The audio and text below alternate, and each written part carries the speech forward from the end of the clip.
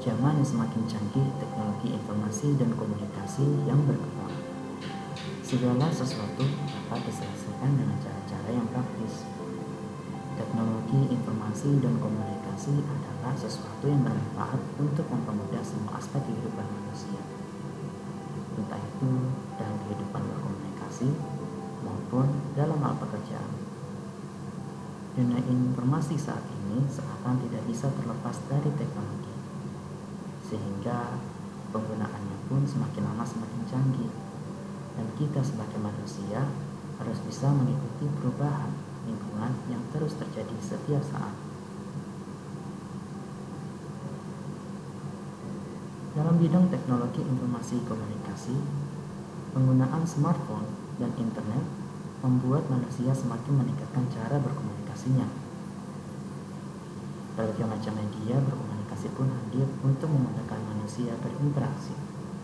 Seiring perkembangan zaman, teknologi internet menjadi kebutuhan bagi masyarakat. Hal inilah yang melahirkan media sosial.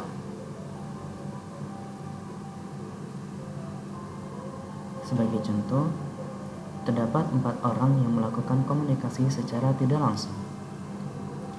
Menggunakan teknologi informasi bisa sangat berguna. Kita bisa memberikan informasi satu sama lain melalui smartphone. Di samping itu, terdapat beberapa fakta menarik mengenai internet dan smartphone. Berdasarkan data Asosiasi Penyelenggara Jasa Internet Indonesia, pada tahun 2019-2020, sekitar 73,7% Indonesia sudah terpenetrasi oleh internet.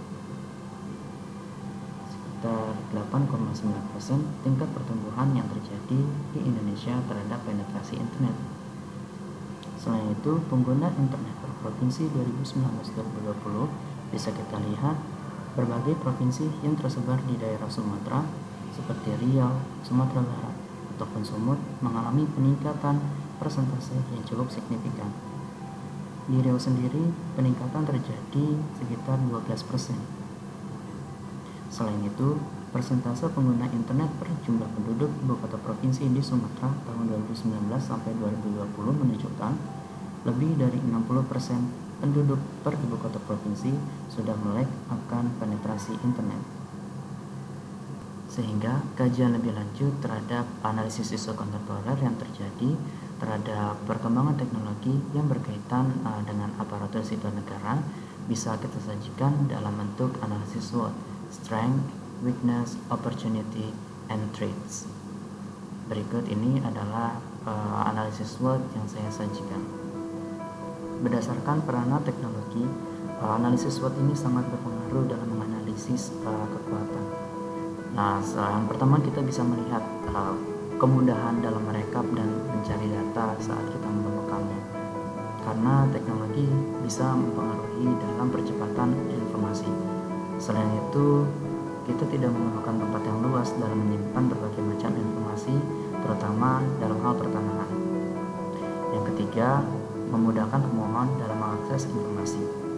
Seperti halnya saat kita bisa melihat ATR BPN sudah menerapkan peranan teknologi terhadap informasi kepada masyarakat, seperti masyarakat bisa mengakses melalui sosial media, masyarakat bisa mengakses melalui Sentuh Tanahku, bahkan peranan-peranan ini juga diterapkan dalam pegawai ASN, sehingga ASN bisa menerapkan teknologi-teknologi ini dalam kehidupan bekerja sehari-hari. Bisa kita lihat seperti pengaplikasian e-office. Selain itu, pengaplikasian KKP2 itu merupakan salah satu bentuk inovasi yang telah dituangkan dalam Kementerian ATR BPN, sehingga kita bisa memperbaiki segala sistem dan bisa meningkatkan etos kerja kita kepada negara. Selain itu, ini juga merupakan salah satu inovasi dalam percepatan birokrasi dan juga kemudahan komunikasi antar pegawai juga akan lebih mudah, karena penggunaan teknologi ini akan mempercepat jalannya informasi dan komunikasi. Dari kesempatan yang terjadi, Kementerian ATR BPN bisa terus meningkatkan saat kita melakukan Zoom meeting, saat kita melakukan kegiatan-kegiatan formal lainnya. Selain itu, dari segi pemohon sertifikat juga akan menyadari pentingnya teknologi, sehingga masyarakat bisa dengan lebih mudah mendapatkan informasi hanya melalui genggaman tangan. Selanjutnya, ada juga kemudahan akses teknologi informasi. Hal ini bisa dicapai oleh pegawai ASN, sehingga kita bisa lebih mudah dalam melakukan komunikasi baik secara tekstual maupun secara tidak langsung. Jika kita lihat dari segi ancaman, akan lebih mudah tersebar berita yang tidak benar atau hoax. Berita-berita ini akan memicu konflik antara pegawai ASN maupun yang sifatnya politik. Selain itu, pegawai ASN akan lebih mudah terpapar isu radikalisme. Isu-isu lainnya yang mungkin terjadi juga lebih banyak, karena akan lebih mudah masyarakat, maksud saya akan lebih mudah pegawai ASN untuk mendapatkan informasi terkait isu-isu tersebut. Akan terjadi misinformasi terkait perkembangan pertanahan yang berada di masyarakat. Akhir, yaitu ASN terlalu fokus terhadap gadget dan akan lalai dalam pekerjaan, sehingga ini akan sangat berpengaruh terhadap integritas maupun profesionalitas dan kinerja yang dilakukan oleh aparatur sipil negara itu sendiri. Demikian analisis SWOT yang bisa saya sampaikan. Selanjutnya kita bisa masuk ke dalam solusi yang bisa ditawarkan untuk mengatasi hal ini semua.